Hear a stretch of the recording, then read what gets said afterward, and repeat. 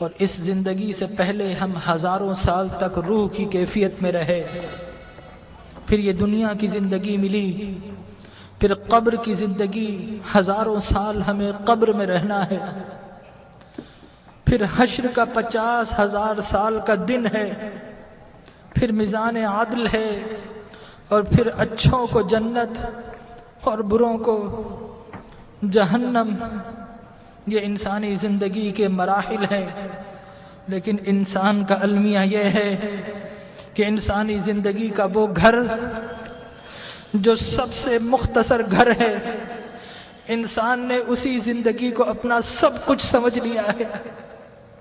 ہم اس زندگی کے لیے گھر چھوڑنا پڑے تو گھر چھوڑتے ہیں، شہر چھوڑنا پڑے تو شہر چھوڑ دیتے ہیں، وطن چھوڑنا پڑے تو وطن چھوڑ دیتے ہیں، والدین کو چھوڑ دیتے ہیں، اولاد کو چھوڑ دیتے ہیں کہ یہ زندگی اچھی ہو جائے۔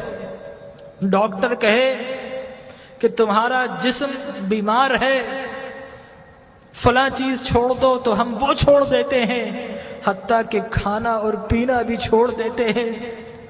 لیکن میرے بھائیوں، اپنے دل پر ہاتھ رکھ کر بتاؤ کہ کبھی اللہ اور اس کے رسول کے لیے کچھ چھوڑا ہے؟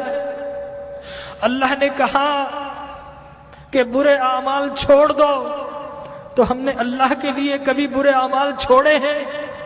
اس کے رسول کی محبت کی خاطر کچھ چھوڑا ہے؟ ارے فقط ایک آنکھ جانے کا خطرہ ہو تو ہم ڈاکٹر کے پاس ساری جمع پونجی دے دیتے ہیں، ڈاکٹر کو پیش کر دیتے ہیں، اور وہ رب کہ جس نے بغیر کچھ لیے آنکھ دی، ناک دیا، کان دیے، جسم و جان دیے، گھر بار دیے، عزت و آبرو دی، جس نے مال و دولت دیا، کیا ہم نے اس رب کی بارگاہ میں کبھی کچھ پیش کیا ہے؟ اپنے دل پر ہاتھ رکھ کر بتائیے، کبھی رات نیند کو قربان کر کے کبھی اس رب کی بارگاہ میں کچھ سجدے پیش کیے ہیں؟ کبھی اس رب کی خاطر آنسو بہائے ہیں؟ ارے اس دنیا کو سب کچھ سمجھنے والوں، اس دنیا کو بڑا ہم سجاتے ہیں، گھر میں رنگ و روغن کرتے ہیں، فانوس لگاتے ہیں، وائٹ واش کرتے ہیں، قیمتی گدے اور قیمتی سامان سے اپنی زندگی کو آرام پہنچاتے ہیں، لیکن یاد رکھیے کہ یہ زندگی 60-70 سال کی زندگی ہے۔ آگے کی جو زندگی، قبر کی جو زندگی ہے، وہ ہزاروں سال کی زندگی ہے، اور خدا کی قسم ہماری قبر ہمیں پکار رہی ہے۔ یہ ہم ہی نکمے ہیں، نہیں سنتے، ہماری قبر کہہ رہی ہے کہ لوگوں میں بھی تو تمہارا گھر ہوں، لوگوں میرے پاس بھی تم کو آنا ہے۔ اے دنیا کے گھروں کو سجانے والوں، کبھی میری سجاوٹ کا بھی انتظام کیا ہے؟ اگر نہیں کیا تو یاد رکھو کہ میں اندھیرا گھر ہوں، میرے پاس روشنی نہیں ہے، میرے پاس آؤ تو روشنی کا انتظام کر کے آنا، میرے پاس آؤ تو چراغ لے کر آنا۔ ارے میں تو لوگوں کی پسلیوں کو بھیج دیتی ہوں، میرے پاس تو ڈسنے والے سانپ اور بچھو ہیں، میرے پاس تو اندھیرے ہیں۔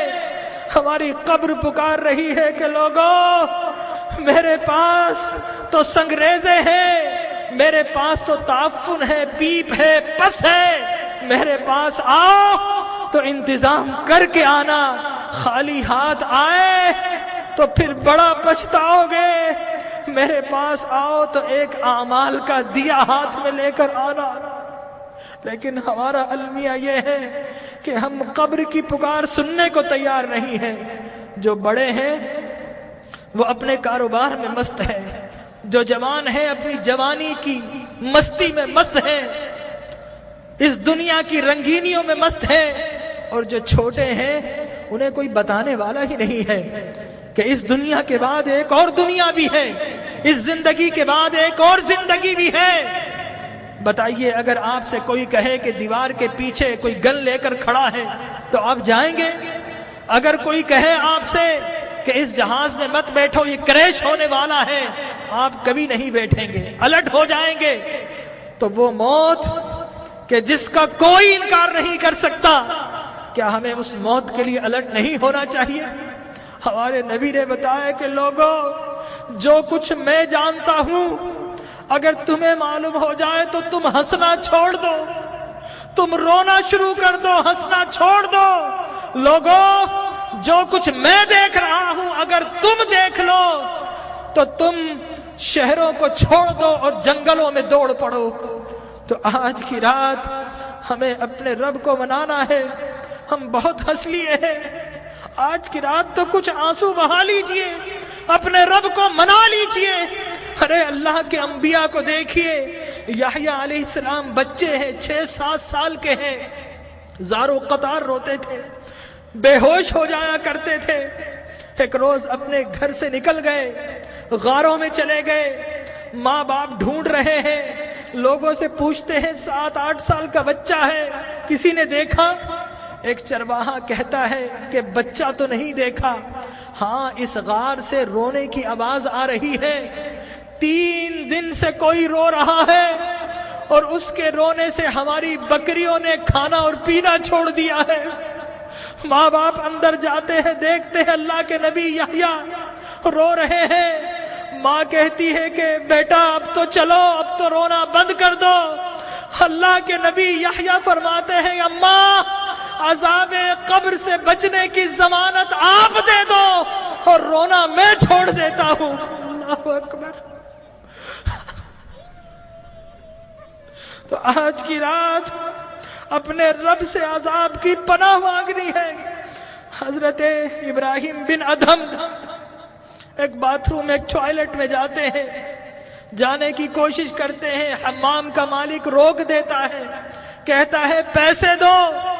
حضرت ابراہیم بن ادھم رونا شروع کر دیتے ہیں اور کہتے ہیں کہ یہ لیٹرین جو شیطان کی جگہ ہے، یہاں پر جب بغیر پیسے کے نہیں جا سکتا، ارے اللہ کی وہ جنت جو انبیاء اور اولیاء کے رہنے کی جگہ ہے، وہاں اعمال کے بغیر کیسے جاؤں گا؟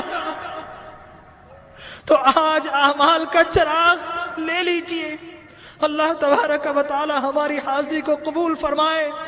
اپنی محرومیوں کو یاد کیجئے، اپنی بیماری